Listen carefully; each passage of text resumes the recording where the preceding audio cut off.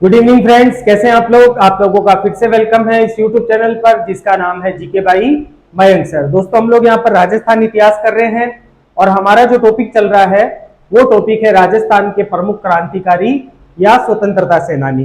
ठीक है, इसकी 2 क्लासें हो चुकी है। इसी क्रम में आज हमारी तीसरी क्लास है, तो बिना समय को खराब किए हम हमारी क्लास को शुरू करते हैं। आज का हमारा जो पहले स्वतंत्रता सेनानी है उनका नाम है हरिभाऊ उपाध्याय। तो पहले स्वतंत्रता सेनानी का नाम क्या हो गया? हरिभाऊ उपाध्याय। हरिभाऊ उपाध्याय के बारे में अगर प्रमुख प्रमुख बातें की जाए तो यह है गांधीवादी विचारक, क्रांतिकारी एवं स्वतंत्रता सेनानी थे। ठीक है, गांधी जी के बड़े खास हुआ करते थे ये। और देखो, अगर हरिभाऊ उपाध्याय की बात की जाए तो हरिभाऊ उपाध्याय का जन्म, हरिभाऊ उपाध्याय का जो जन्म है वो हुआ है 9 मार्च 1893 को। ठीक है, कहां पर हुआ है इनका जन्म? तो इनका जो जन्म है वो हुआ है भोरासा गांव। भोरासा गांव, और भोरासा गांव पड़ता है ग्वालियर में, और ग्वालियर पड़ता है एमपी में, मध्य प्रदेश में इनका जन्म हुआ है। लेकिन अगर बात की जाए इनकी कर्मस्थली, इनकी कर्मस्थली कौन सी जगह थी, तो इनकी कर्मस्थली थी अजमेर। ठीक है, और अगर बात की जाए इनकी मृत्यु कब हुई है, तो इनकी मृत्यु हुई है 25 अगस्त 1992। 99 साल जिए भाई साहब ये।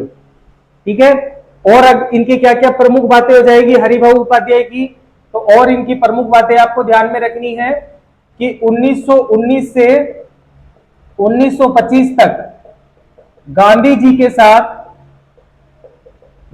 के साथ वर्धा पड़ता है महाराष्ट्र, वर्धा महाराष्ट्र में रहे। ठीक है, 1925 में अजमेर आए। ठीक है, 1925 में ये अजमेर आए। अब देखो, 1930 में गांधी जी ने सविनय अवज्ञा आंदोलन शुरू किया था और गांधी जी ने नमक कानून तोड़ा था। ठीक है, दांडी में पैदल मार्च किया था, दांडी में नमक कानून तोड़ा था। तो इसी तरह राजस्थान में भी नमक कानून तोड़ा गया। तो हरिभाऊ उपाध्याय के नेतृत्व में अजमेर में नमक कानून तोड़ा गया। इसीलिए हरिभाऊ उपाध्याय को नमक कानून का डिक्टेटर कहा जाता है। मोस्ट इंपोर्टेंट क्वेश्चन यहां से बनता है। ठीक है, कि इनके नेतृत्व में 1930 में अजमेर में नमक कानून तोड़ा गया। अजमेर में नमक कानून तोड़ा गया, अतः इन्हें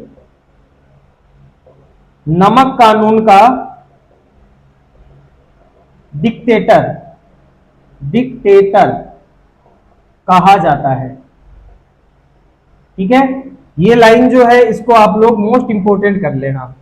ठीक है, और हरिभाऊ उपाध्याय के बारे में क्या ध्यान रखना है, तो और हरिभाऊ उपाध्याय के बारे में ध्यान रखना है कि 1966 में इन्हें पद्म भूषण 1966 में इन्हें पद्म भूषण से सम्मानित किया गया। ठीक है, अब हरिभाऊ उपाध्याय जो हैं ये कुछ समाचार पत्रिकाओं के एडिटर का यानी कि संपादक का काम करते थे। तो किन किन समाचार पत्रों में इन्होंने संपादक का काम किया वो भी हमको ध्यान रखना है। ठीक है, तो हरिभाऊ उपाध्याय की प्रमुख समाचार पत्रिकाएं। ठीक है, कौन कौन सी इनकी प्रमुख समाचार पत्र है, तो पहला आपको ध्यान रखना है ओदुम्बर पत्रिका। दूसरा आपको ध्यान रखना है सरस्वती पत्रिका। ठीक है, तीसरा आपको ध्यान रखना है त्याग भूमि। तीसरी पत्रिका का नाम क्या हो गया? त्याग भूमि। और नंबर 4 पे आपको ध्यान रखना है मालव मयूर। तो ये इनकी प्रमुख पत्रिकाएं होगी, ये सब नोट कर लो। इसमें भी थोड़ा सा और है आगे, तो देखो, हरिभाऊ उपाध्याय प्रमुख समाचार पत्र पत्रिकाएं तो लिख भी रहे थे, इसके अलावा इन्होंने 3 पुस्तकों का हिंदी में अनुवाद किया है। तो उन 3 पुस्तकों को भी हमको ध्यान में रखना है। ठीक है, तो यहां से मिटाकर यहीं लिख देते हैं।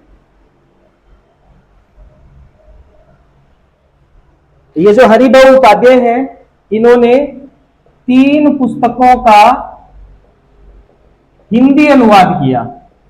अब 3 पुस्तकें कौन कौन सी है वो आपको ध्यान में रखना है। पहली जो पुस्तक है उसका नाम है सत्य के साथ मेरे प्रयोग, सत्य के साथ मेरे प्रयोग, और इसके जो राइटर हैं वो है महात्मा गांधी। इंग्लिश में पुस्तक लिखी हुई थी, इसका हिंदी में अनुवाद किया गया हरिभाऊ उपाध्याय के द्वारा।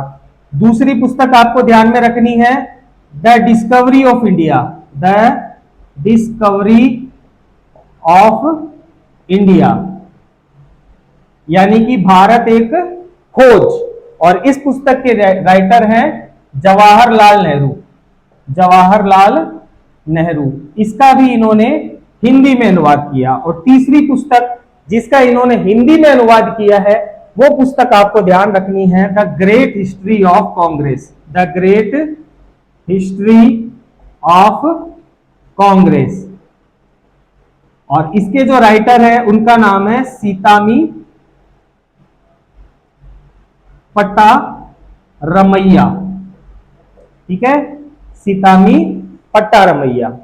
ये कौन थे? तो गांधी जी के सचिव थे, गांधी जी के बड़े खास आदमी थे। तो इनकी पुस्तक है the great history of Congress, इसका भी इन्होंने हिंदी में अनुवाद किया है। और क्या हरिभाऊ उपाध्याय के बारे में ध्यान रखना है? तो हरिभाऊ उपाध्याय ने कुछ पुस्तकें करी, कुछ रचनाएं करी, उन रचनाओं का भी हमको ध्यान में रखना है। तो हरिभाऊ की रचनाएं, इनकी रचनाएं भी हमें ध्यान में रखना है। पत्र पत्रिकाएं अलग है, 3 पुस्तकों का हिंदी में अनुवाद किया है वो अलग है, और इन्होंने खुद ने कुछ पुस्तकें लिखी है उनका भी हमको ध्यान में रखना है। ठीक है, तो पहली पुस्तक हो जाएगी विश्व की महान विभूतियां, विश्व की महान विभूतियां। ठीक है, दूसरी पुस्तक का नाम आपको ध्यान में रखना है विभूतियां।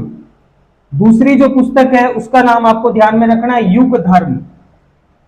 नंबर 3 पुस्तक जो है उसका नाम याद रखना है बापू के आश्रम, बापू के आश्रम। नंबर 4 आपको ध्यान में रखना है सर्वोदय की बुनियाद, सर्वोदय की बुनियाद। नंबर 5 स्वतंत्रता की ओर, स्वतंत्रता की ओर। नंबर 6 साधना के पथ पर, साधना के पथ पर। नंबर 7 हमारा कर्तव्य। ठीक है, और नंबर 8 पूर्णय, पूर्णतः नहीं है, पूर्णय यह है, पूर्णय संस्मरण। ये इनकी 8 रचनाएं हैं जिनको आपको ध्यान में रखना है।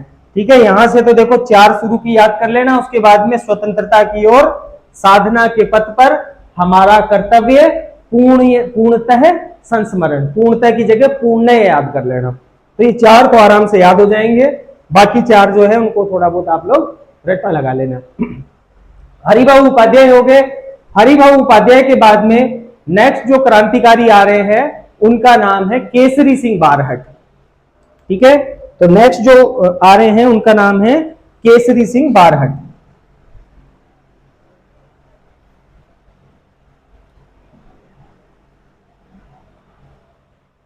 केसरी सिंह बारहट जो है राजस्थान के बहुत ही प्रसिद्ध क्रांतिकारी थे। इनका पूरा परिवार क्रांतिकारियों का रहा।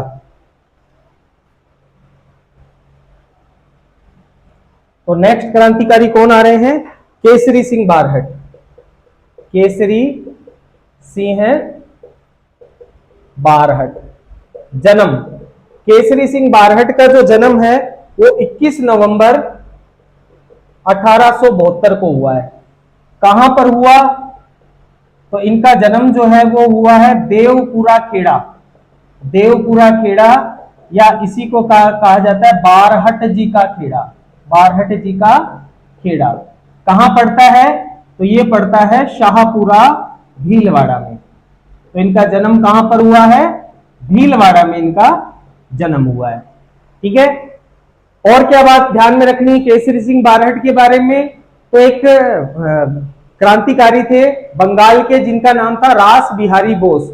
तो रास बिहारी बोस केसरी सिंह बारहट के बारे में बोलते हैं कि केसरी सिंह बारहट राजस्थान के ऐसे क्रांतिकारी है जिनका पूरा परिवार आजादी के लिए शहीद हो गया। ठीक है। तो रास बिहारी बोस के अनुसार, रास बिहारी बोस के अनुसार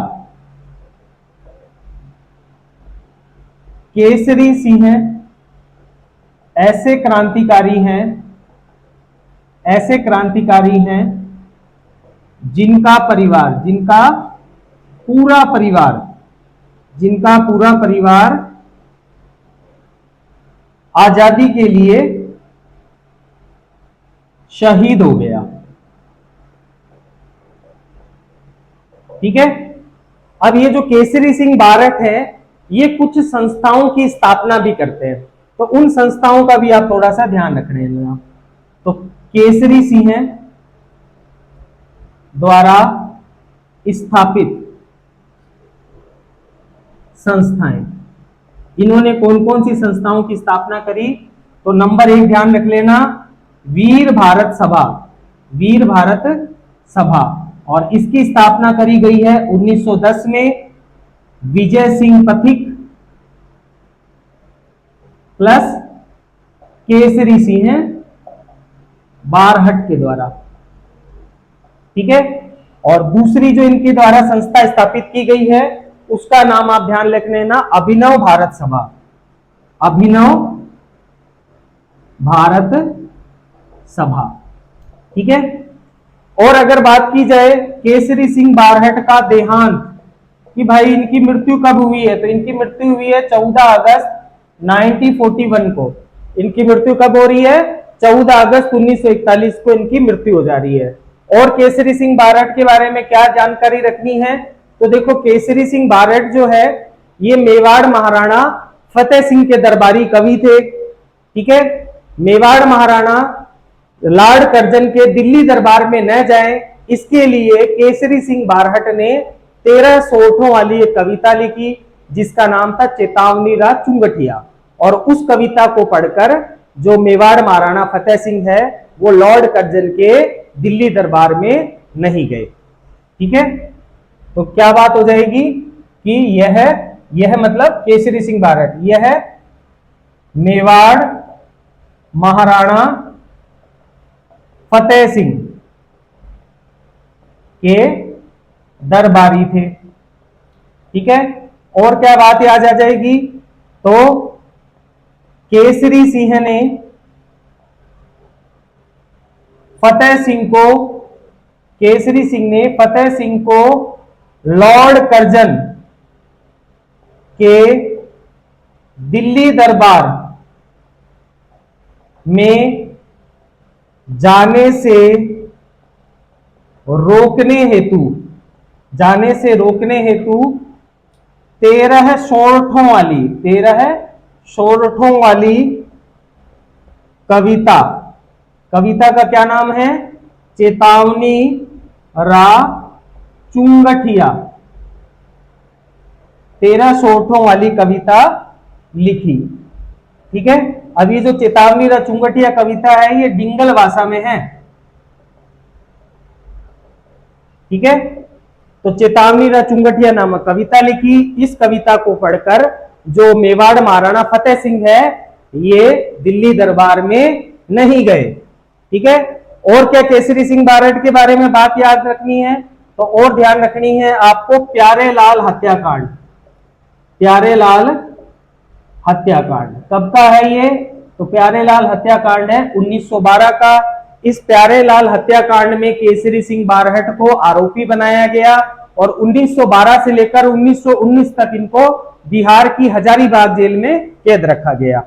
ठीक है। तो प्यारे लाल हत्याकांड इन्हें आरोपी बनाकर, इन्हें मतलब प्रताप केसरी सिंह को इन्हें आरोपी बनाकर 1912 से लेकर 1919 तक बिहार की हजारीबाग जेल में रखा गया। ठीक है, ये बात आप लोगों को थोड़ा सा विशेष रूप से ध्यान रख लेना है। अब ये जो केसरी सिंह बारहट है, इसके पुत्र का भी नाम याद रख लेना, प्रताप सिंह बारहट। ठीक है, और भाई का भी नाम याद रख लेना, जोरावर सिंह बारहट। ये दोनों भी क्रांतिकारी थे।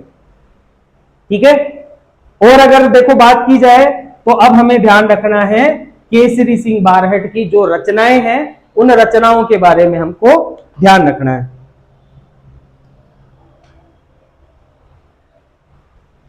तो केसरी सिंह बारहट की रचनाएं, प्रमुख रचनाएं इनकी कौन कौन सी है, उनको थोड़ा सा आप लोगों को दिमाग में रखना है। तो इनकी रचनाएं कौन कौन सी हो गई? इनकी रचनाएं नंबर 1 आपको ध्यान में रखनी है कि इन्होंने बुद्ध चरित्र का हिंदी अनुवाद किया। बुद्ध चरित्र का हिंदी अनुवाद किया। ये जो बुद्ध चरित्र है, इसके जो ओरिजिनल लेखक है उनका नाम है अश्वघोष। ठीक है, ओरिजिनल लेखक अश्वघोष। दूसरी रचना इनकी आपको ध्यान में रखनी है कि कविराज श्यामल दास ददवाड़िया की जीवनी लिखी। ठीक है, तीसरी रचना ध्यान रखनी है प्रताप चरित्र। चौथी राजचरित्र।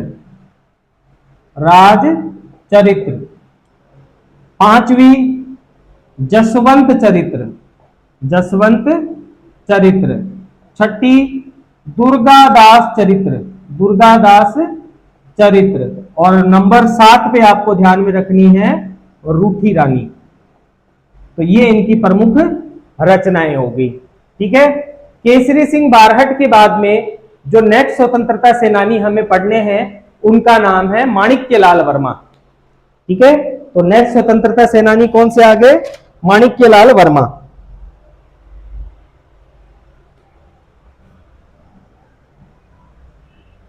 नेक्स्ट स्वतंत्रता सेनानी माणिक्यलाल वर्मा।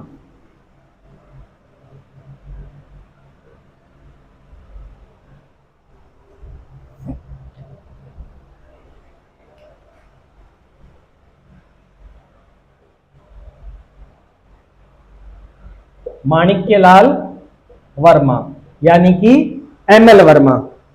जन्म देखो, इनका जन्म जो है वो हुआ है 8 दिसंबर 1887 को। इनकी मृत्यु जो है वो हुई है 14 जनवरी। ठीक है, 14 जनवरी 1969 को इनकी मृत्यु हुई है। ठीक है, इनका जन्म स्थान इनका जो जन्म स्थान है वो है बिजोलिया भीलवाड़ा। ठीक है, प्रमुख बातें क्या हो जाएगी माणिक्यलाल वर्मा की? तो इन्हें मेवाड़ का गांधी कहा जाता है। ठीक है, विजय सिंह पथिक से प्रभावित होकर बिजोलिया आंदोलन से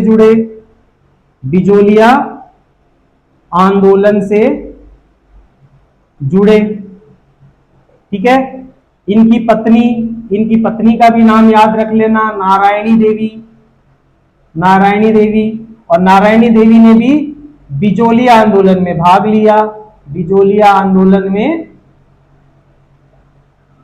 भाग लिया। था इनकी पत्नी नारायणी देवी ने भी। ये भी बात आपको ध्यान में रखनी है। और क्या ध्यान में रखना है? तो इनके प्रसिद्ध गीत कौन से हैं? तो पहला गीत हो जाएगा पंचीड़ा गीत। और पंचीड़ा गीत जो है इन्होंने बिजोलिया आंदोलन के दौरान गाया था। बिजोलिया आंदोलन के दौरान। ठीक है, और दूसरा गीत आपको ध्यान में रखना है इनका अर्जी गीत। अर्जी गीत, ठीक है, अर्जी गीत जो है इन्होंने नानक भील की स्मृति में लिखा, नानक भील की स्मृति में लिखा। तो ये मेन बातें हो गई इनके प्रसिद्ध गीतों के बारे में। अब माणिक्यलाल वर्मा ने कुछ संस्थाओं की स्थापना करी थी, उन संस्थाओं को भी आपको ध्यान में रखना है। ठीक है, तो माणिक्यलाल वर्मा द्वारा स्थापित संस्थाएं, माणिक्यलाल वर्मा के द्वारा स्थापित संस्थाएं। तो पहली संस्था आपको ध्यान में रखनी है खांडलाई आश्रम की स्थापना। पहली कौन सी है? खांडलाई आश्रम की स्थापना। खांडलाई आश्रम की स्थापना कब करी है? तो इसकी स्थापना करी गई है 1934 में। कहां करी गई है? तो इसकी स्थापना की गई है सागवाड़ा, और सागवाड़ा पड़ता है डूंगरपुर में। ठीक है, तो सागवाड़ा डूंगरपुर में इसकी स्थापना की गई है। किसकी? खांडलाई आश्रम की। दूसरी बात आपको ध्यान में रखनी है कि मेवाड़ प्रजामंडल की स्थापना, मेवाड़ प्रजामंडल की स्थापना। मेवाड़ प्रजामंडल की स्थापना करने वाले व्यक्ति भी कौन है? यही है। और मेवाड़ प्रजामंडल की स्थापना कब की गई है? 1938 में की गई है।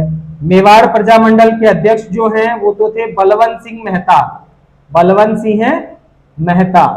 और इसके जो महामंत्री थे वो महामंत्री कौन थे? माणिक्यलाल वर्मा, माणिक्यलाल वर्मा इसके महामंत्री थे। ठीक है, और देखो माणिक्यलाल वर्मा की अगर बात की जाए तो माणिक्यलाल वर्मा ने बिजोलिया आंदोलन का सफल नेतृत्व किया। 1941 में इनके नेतृत्व में ही बिजोलिया आंदोलन का सफल समापन हुआ, जो इनके जीवन की सबसे बड़ी उपलब्धि माना जाता है। ठीक है, तो नेक्स्ट बात क्या हो जाएगी कि इनके नेतृत्व में 1941 में बिजोलिया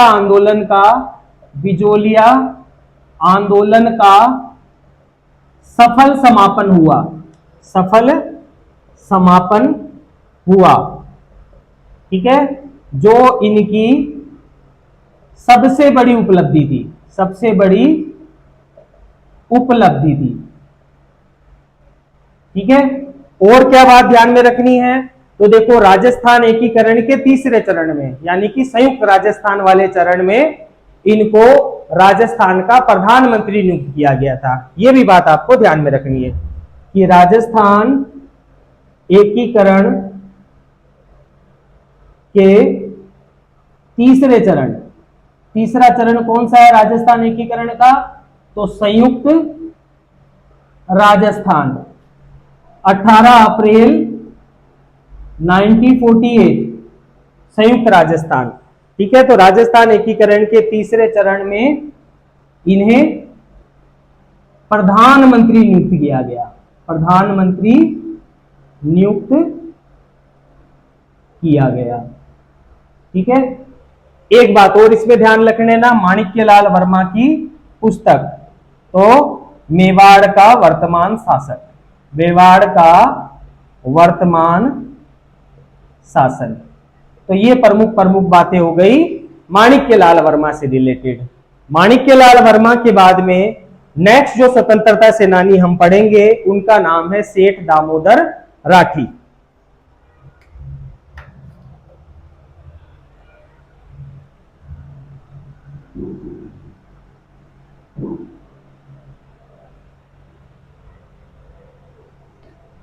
इनके बाद में नेक्स्ट जो स्वतंत्रता सेनानी हमें पढ़ने हैं उनका नाम है सेठ दामोदर राठी।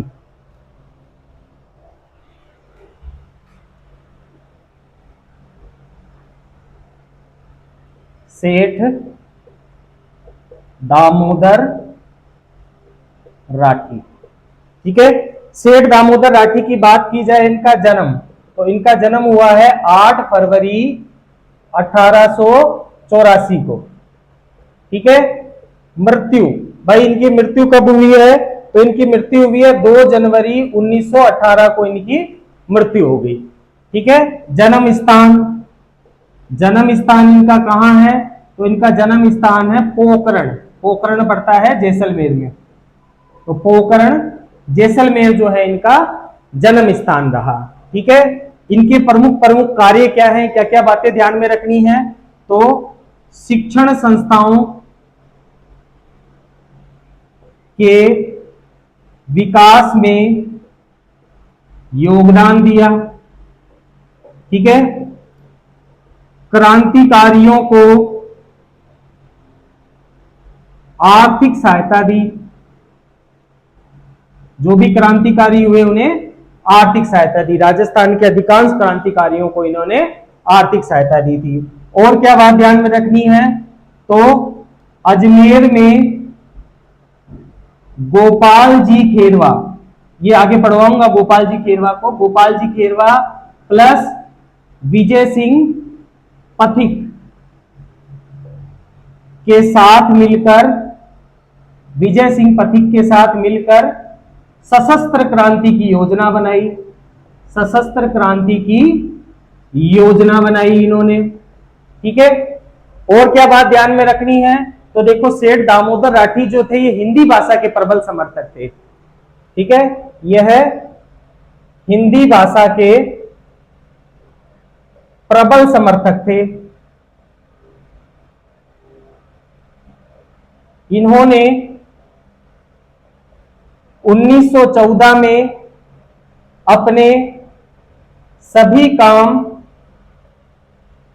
हिंदी में करने की शपथ खाई। हिंदी में करने की शपथ खाई, शपथ ली। ठीक है, हिंदी के विकास के लिए इन्होंने नागरी प्रचारिणी सभा की स्थापना करी। हिंदी के विकास के लिए, हिंदी के विकास के लिए नागरी प्रचारिणी सभा, नागरी प्रचारिणी सभा की स्थापना की। ठीक है, और क्या बात ध्यान में रखनी है? तो कृष्णा मिल्स के संस्थापक एवं संचालक रहे। ठीक है, तो ये मेन बात हो गई सेठ दामोदर राठी के बारे में। ये बातें आप ध्यान में रख लेना। सेठ दामोदर राठी के बाद में नेक्स्ट जो हमारे क्रांतिकारी आ रहे हैं उनका नाम है गोकुल भाई भट्ट। राजस्थान के गांधी कहा जाता है जिनको।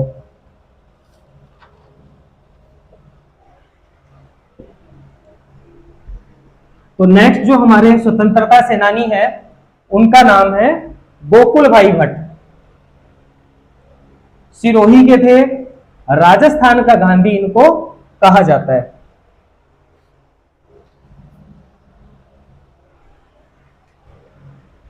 तो नेक्स्ट जो स्वतंत्रता सेनानी है उनका नाम है गोकुल भाई भट्ट। ठीक है, गोकुल भाई भट्ट के अगर जन्म की बात की जाए तो इनका जन्म हुआ है 25 फरवरी 1899 को।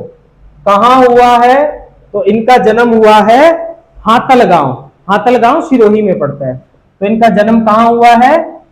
हाथलगांव, हाथलगांव सिरोही। ठीक है, और अगर बात की जाए इनके बारे में तो इन्हें राजस्थान का गांधी कहा जाता है। ठीक है, शराबबंदी के लिए आंदोलन चलाया। ठीक है, सिरोही में शराबबंदी की जाए इसके लिए इन्होंने सिरोही में शराबबंदी आंदोलन चलाया। ठीक है, 1939 में सिरोही प्रजामंडल की स्थापना की। 1939 में सिरोही प्रजामंडल की स्थापना कर रहे हैं ये। ठीक है, इन्हीं के प्रयासों से सिरोही राजस्थान में शामिल हुआ। ये भी बात आपको ध्यान में रखनी है कि इन्हीं के प्रयासों से सिरोही राजस्थान में शामिल हुआ। ठीक है।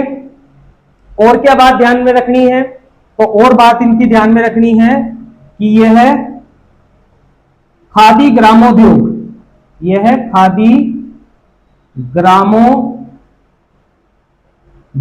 के अध्यक्ष रहे। ठीक है। राजस्थान में कांग्रेस के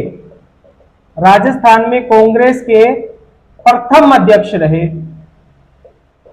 ठीक है, राजस्थान में कांग्रेस के प्रथम अध्यक्ष भी यही बने थे। इसके अलावा एक संस्था है जिसका नाम है राजस्थान प्रांतीय देसी राज्य परिषद के प्रथम अध्यक्ष भी यही थे।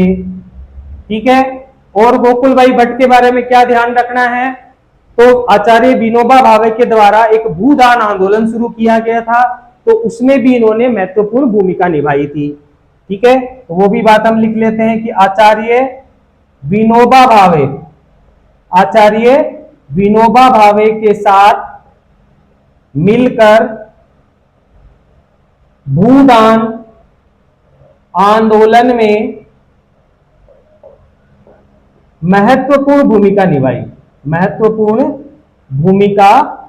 निभाई इन्होंने। ठीक है। और अगर बात की जाए इनकी मृत्यु, तो इनकी मृत्यु जो है वो 6 अक्टूबर 1986 को हुई है। मृत्यु, इनकी जो मृत्यु है वो हुई है 6 अक्टूबर 1986 को इनकी मृत्यु हुई है। और इनकी मृत्यु कहां हुई है, तो जयपुर में इनकी मृत्यु हुई है। ठीक है।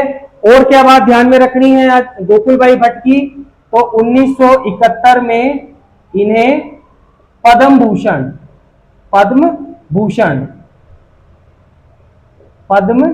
भूषण से सम्मानित किया गया। ठीक है। तो ये मेन बातें हो गई हमारे गोकुल भाई भट्ट के बारे में। गोकुल भाई भट्ट के बाद में जो नेक्स्ट क्रांतिकारी या स्वतंत्रता सेनानी है उनका नाम है बाल मुकुंद बिस्सा।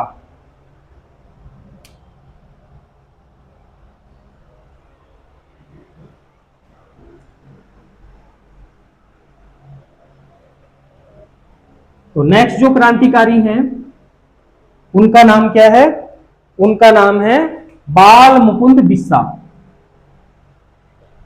बाल मुकुंद बिस्सा। ठीक है। बाल मुकुंद बिस्सा के बारे में मोस्ट इंपोर्टेंट बात आपको ध्यान में रखनी है, बार बार एग्जाम में पूछा जाता है, इन्हें राजस्थान का जतिन दास कहा जाता है। ठीक है, राजस्थान का जतिन दास कहा जाता है। ठीक है। देखो जतिन दास जो थे ये भगत सिंह के साथ में जेल गए थे। भगत सिंह ने जब जेल के अंदर 55 दिनों की फेमस भूख हड़ताल करी थी, तो वो भूख हड़ताल में जतिन दास भी शामिल थे और भूख हड़ताल करते हुए ही जतिन दास की मृत्यु हो गई थी। ठीक है। तो इसी तरह बाल मुकुंद बिस्सा जो है ये भी भूख हड़ताल कर रहे थे और भूख हड़ताल करते हुए इनकी भी मृत्यु हुई थी, इसलिए इनको कंपेयर किया गया है जतिन दास के साथ। जतिन दास बंगाल के क्रांतिकारी थे, भगत सिंह के साथी थे। ठीक है।